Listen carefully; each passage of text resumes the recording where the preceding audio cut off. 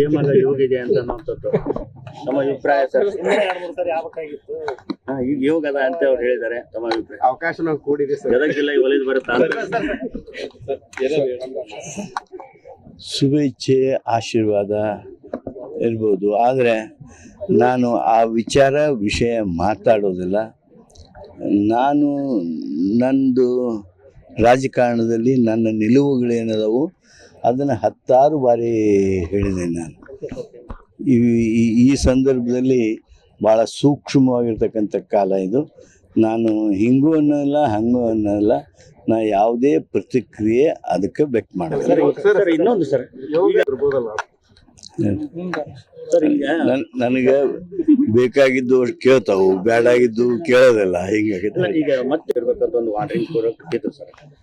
ಮತ್ತೆ ಆ ನಡುವೆ ಕೂಡ ಈಗ ನಿನ್ನೆ ಬಾಲಕೃಷ್ಣ ಅವರು, ಶಾಸಕ ಬಾಲಕೃಷ್ಣ ಅವರು ಮತ್ತೆ ಮುಂದಿನ ಸಿಎಂ DK ಅವರು ಆಗ್ತಾ ಇದಾರೆ ಅಂತ ಮಾತು ಕೂಡ ನಿನ್ನ ಬಹಿರಂಗವಾಗಿ ಸಭೆಯಲ್ಲೇ ಹೇಳಿದ್ದಾರೆ. ಖರ್ಗೆ ಅವರ ಮಾತು ನಮ್ಮ ಪಕ್ಷದಲ್ಲಿ ಅಂತಿಮ. ಖರ್ಗೆ ಅವರ ಮಾತನ್ನ ಮೀರದ ನಡೆ ನಮ್ಮೆಲ್ಲರದು ಆಗ್ಬೇಕು.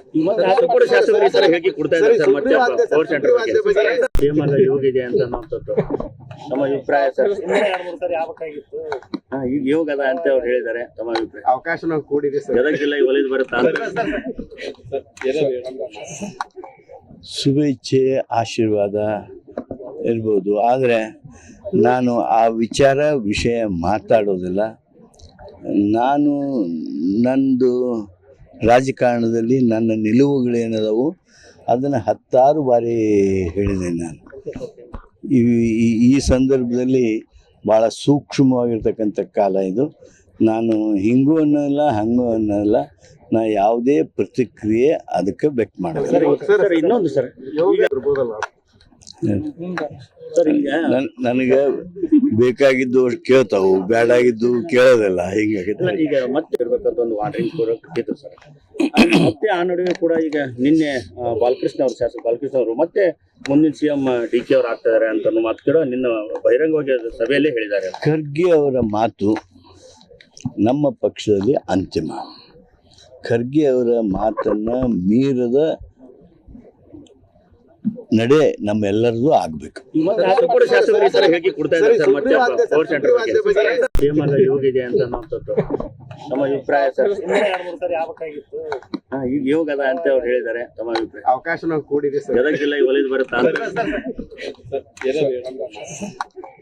ಶುಭೇಚ್ಛೆ ಆಶೀರ್ವಾದ ಇರ್ಬೋದು, ಆದರೆ ನಾನು ಆ ವಿಷಯ ಮಾತಾಡೋದಿಲ್ಲ.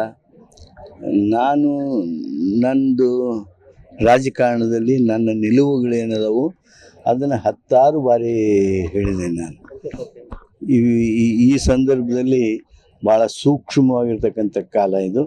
ನಾನು ಹಿಂಗೂ ಅನ್ನೋಲ್ಲ ಹಂಗೂ ಅನ್ನೋಲ್ಲ, ನಾ ಯಾವುದೇ ಪ್ರತಿಕ್ರಿಯೆ ಅದಕ್ಕೆ ವ್ಯಕ್ತ ಮಾಡೋದು. ಇನ್ನೊಂದು ಸರ್,